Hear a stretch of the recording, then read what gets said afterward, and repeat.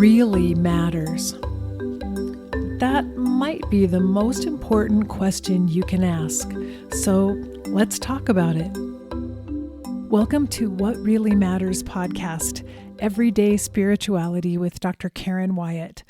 Today, I'm considering another one of the most frequently Googled questions about life, and that question is how to pray. I was reading that the number of searches about prayer really skyrocketed during the last 2 years as we've faced the coronavirus pandemic. So it seems like a really good topic to discuss because there are obviously people out there who are interested in praying or learning how to pray, who perhaps have never had this practice in their lives before.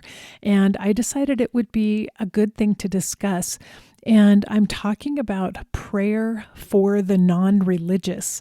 So we know that prayer is a form of worship and connection in many different religions.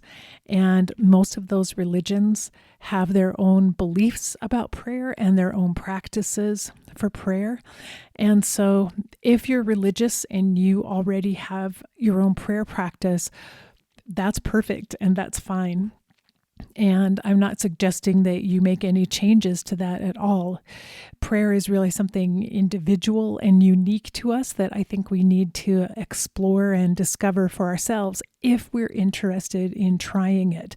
But just today I was listening to a podcast with a couple who have left Christianity in the past couple of years and who are talking about the fact that they are no longer able to pray at all. In fact, it almost feels repulsive in a way, something they cannot do now because of how it was associated with the religion that they have decided to leave. So for them, prayer is a triggering word. They don't want to be asked to pray and they feel they have to stay away from it. And I totally understand that.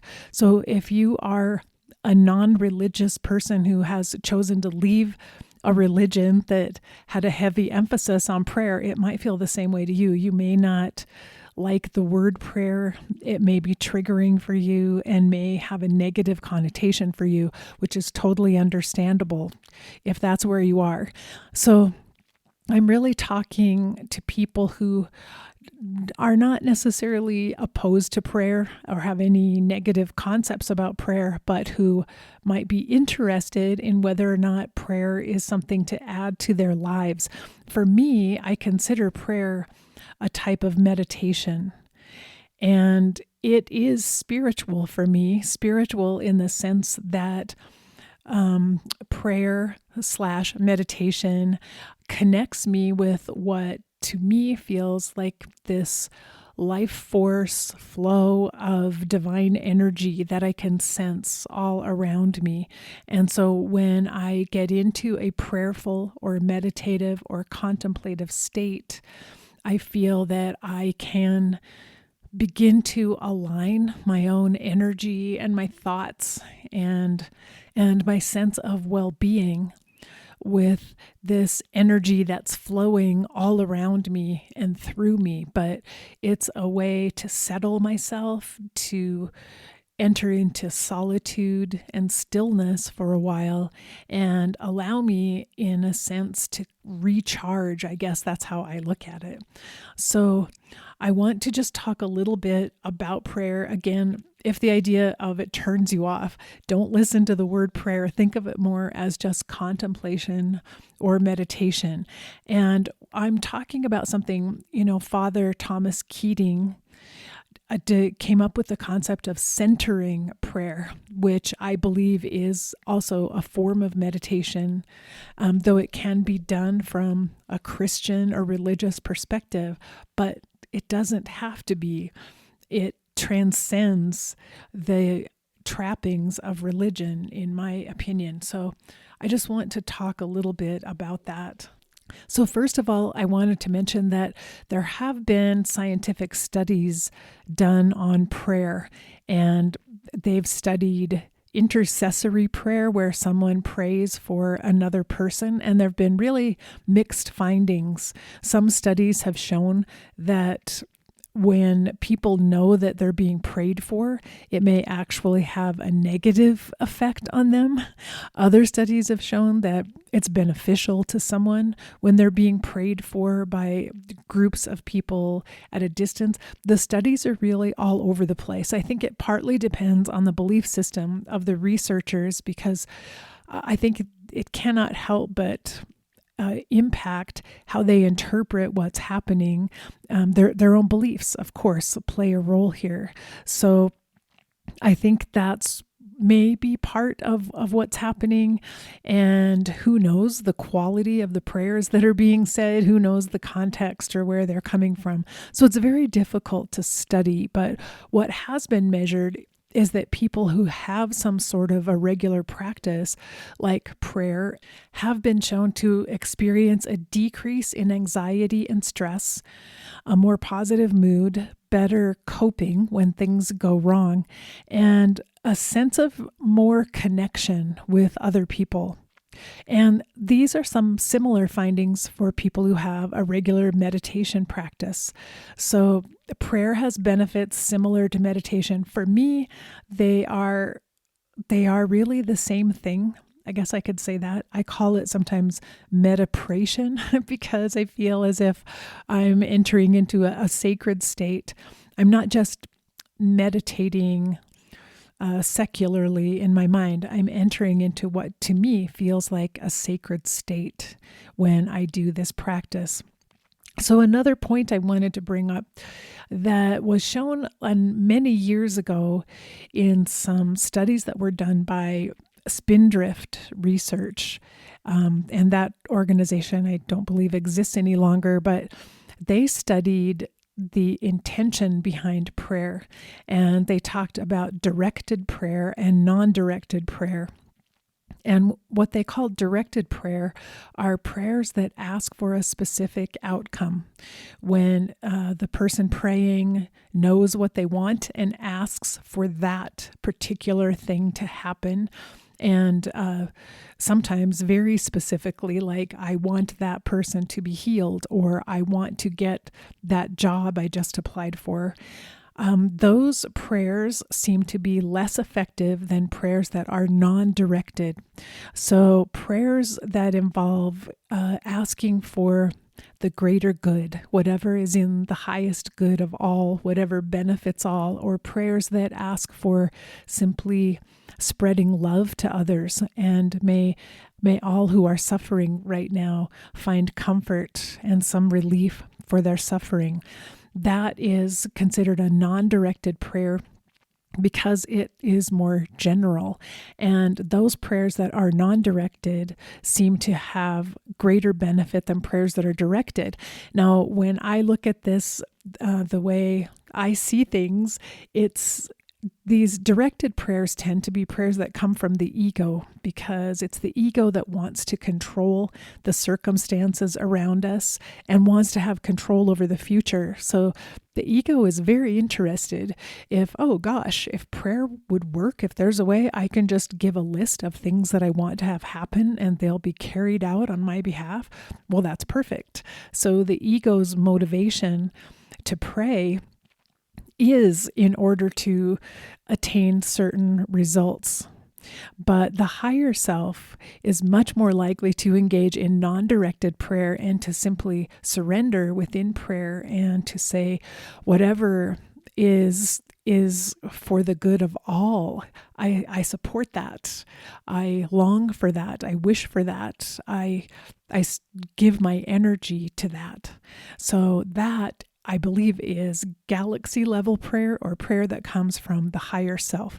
So that type of prayer seems to be more effective and have greater impact and greater benefits for us if we can be in that state. And all of that, of course, makes sense. So keep that in mind as we talk a little bit about prayer and how to pray. And this is for someone who maybe has never tried prayer before. And it would be very similar to the instructions for meditation if you wanted to start meditating. But let's talk about, these are the steps for doing centering prayer, which again was created by Father Thomas Keating, or at least described by Thomas Keating. Some have said it's been a practice for centuries in various monastic communities. But so the steps for doing a centering prayer is, first of all, to find a quiet place. So a place where you can comfortably sit by yourself in silence and not be distracted.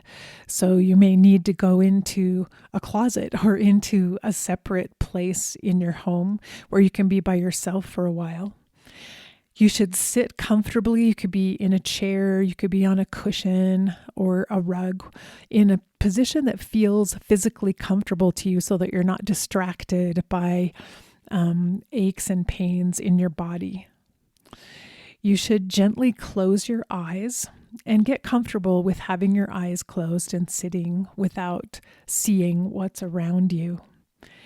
And the next instruction is to allow your heart to open gradually. For me, when I practice this heart opening, I tend to use my breath, and I imagine as I'm breathing in and taking in air and oxygen that I'm also breathing in light and love, and that I'm breathing it directly into my heart. And I'm filling my heart, but I'm asking my heart to expand and open it as I fill it with every breath. As I breathe out, I imagine letting go of my tension from the day, my worries, my fears, whatever is an obstacle to me opening my heart. So for me, this is a practice that takes several breaths, and I gradually work on feeling opening in my heart. And sometimes I can feel it physically. It's also really helpful for me if I put one hand over my chest on my heart, because that helps me really make the connection in a physical way with my heart center, with that heart space as I'm breathing in, and I imagine the light and the love flowing into my heart, the area underneath my hand. The other thing placing your hand over your chest accomplishes, which I may have talked about before, and this has been studied, is that it causes the release of oxytocin, which is the love hormone, the hormone that makes us feel connected to other people. So there's another benefit from just this simple little practice of putting your hand over your chest while you're breathing in and gradually assisting your heart to open. The next step that they recommend in centering prayer is that you allow any thoughts that come into your mind to float by, to float past you. Let them go. Don't cling to any of the thoughts or get distracted by them. One of the ways I practice with this is that I see my thoughts as clouds floating by in the sky, and that I'm sitting here in my room or wherever I am, just watching them float by. And every thought that comes into my mind, I put it into a cloud and I let it float gently past me. And so those thoughts are not threatening, they're not bad, they're not negative, but it doesn't help us if we cling to them too much. So placing them in the cloud means I'm not trying to get rid of or destroy my thoughts, but I'm giving them a place to land where they can just float gently by in this vast sky over me. And that keeps me from being too distracted by my thoughts. And if you've ever tried to meditate before, you know the moment that you try to not think about things, you begin thinking constantly about things. So it's a normal part of this experience that thoughts will keep arising and keep coming to you. And part of the practice is just learning how to gradually allow the thoughts to drift by you and not pull you away or distract you. So that's something to work on, this attitude of surrender and letting go and letting your thoughts be. Another thing that's recommended in centering prayer is to use a word that is sacred to you, that brings you back to the present moment and that brings you back to this place of solitude and stillness within you. Some people might use holy words like God or Spirit, or Jesus. Even if you are Christian, you might have words that you choose that represent your religious beliefs. If you're not religious, it's perfectly fine to use words that have meaning for you, like love, peace, silence, stillness, gratitude, joy.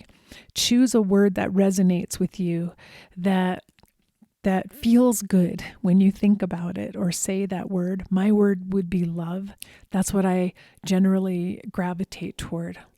But find a word that feels good to you and that feels energetically like where you are in the moment, and that you can come back to that word over and over. So that's another way of helping you with your thoughts. When your thoughts begin to drift off in different directions, come back to your word that you've chosen for your prayer and keep returning to it over and over again in a gentle way, not with judgment. Don't be upset with yourself. Don't think you're doing it wrong. Don't worry about it. If you have a thought that comes up every 10 seconds, don't worry about it. Let it go gently and gently come back to your sacred word that you've chosen to focus on. So they recommend that you begin by sitting for about 5 minutes at a time in this place of stillness and solitude in terms of centering prayer. And then you can gradually extend it for longer periods of time if you choose to.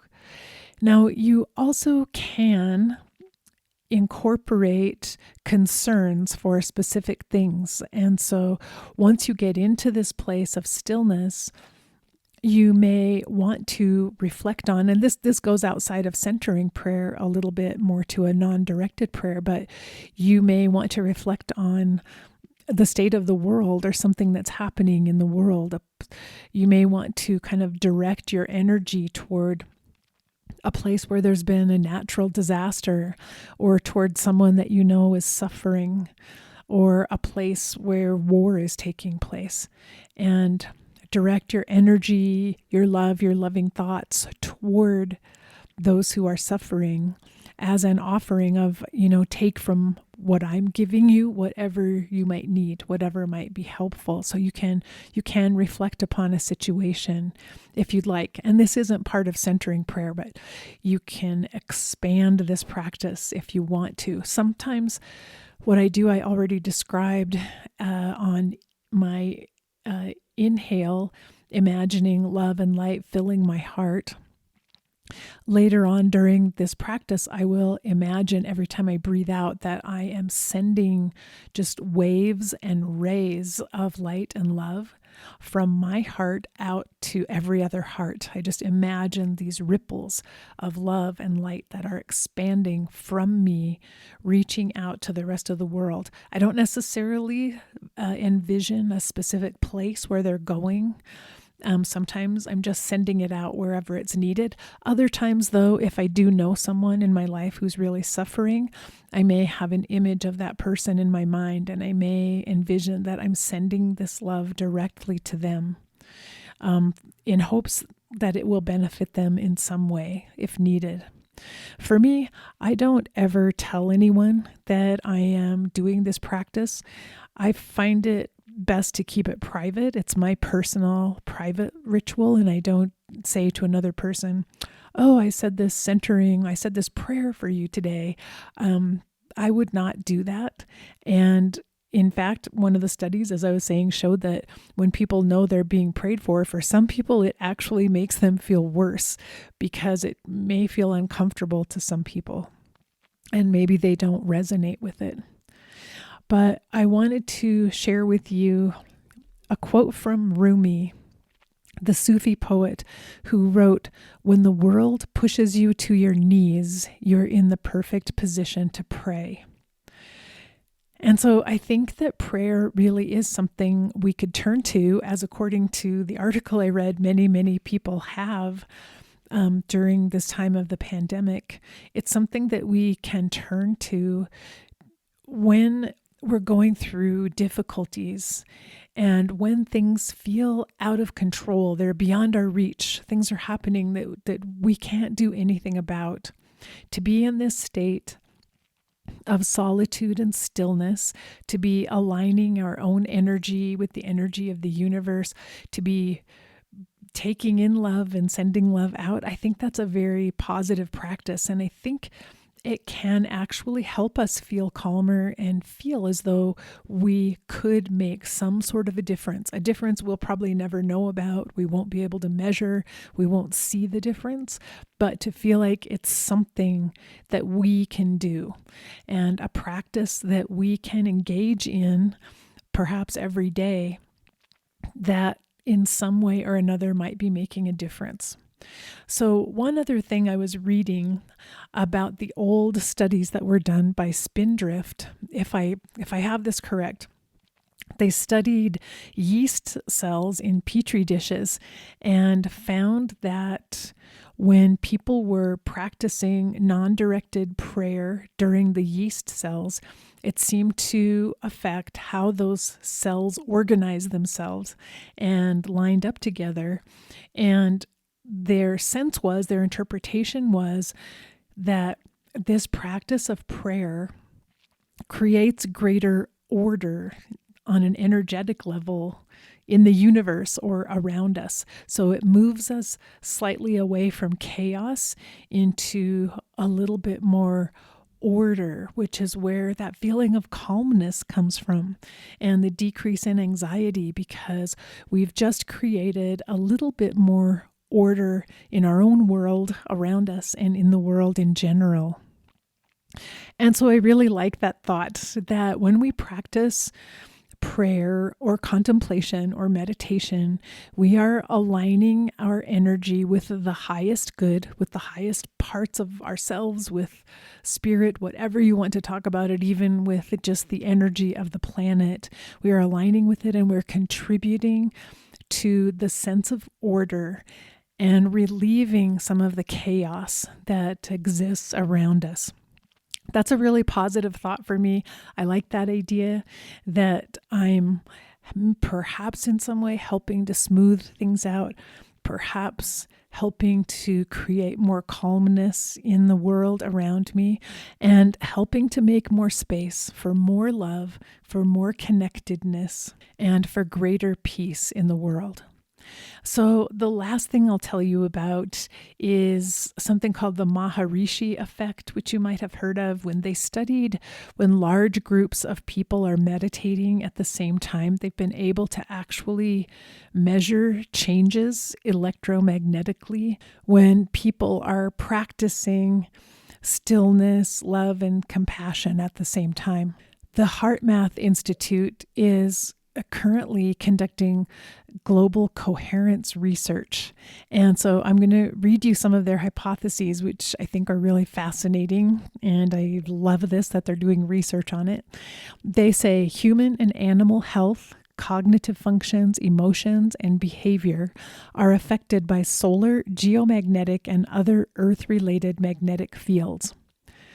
The Earth's magnetic field is a carrier of biologically relevant information that connects all living systems. Every person affects the global information field. So they're saying we are affected by the global information field, but we also have an effect on it. And then finally, collective human consciousness affects the global information field. Therefore, large numbers of people creating heart-centered states of care, love, and compassion will generate a more coherent field environment that can benefit others and help offset the current planetary discord and incoherence. So they're saying the same thing I was describing to you from the old Spindrift research, that prayer, meditation, these practices create greater order in the electromagnetic field around us. And so when large numbers of people are engaging in these practices, particularly heart-centered, focusing on love and compassion, we can make a significant impact on the electromagnetic field of the planet, but also on all other beings, all other systems that are part of that electromagnetic field, contributing to it and being affected by it. So that's just one last reason I wanted to offer you why having a practice such as prayer, or if you're more comfortable, meditation or contemplation, is worthwhile to pursue on a daily basis. It will help you feel better. It will create more coherence, more calmness in your own life and help you, but you will be contributing to this sense of connectedness and love and compassion for the whole planet. So keep that in mind, take it for what it's worth, and at least I attempted to answer that question, how to pray, and hopefully why praying might not be a bad thing to consider, especially right now. So until we're together the next time, remember that we're here for love. So face your fear, be ready for whatever happens next, and love each and every moment of your very beautiful life. Bye-bye.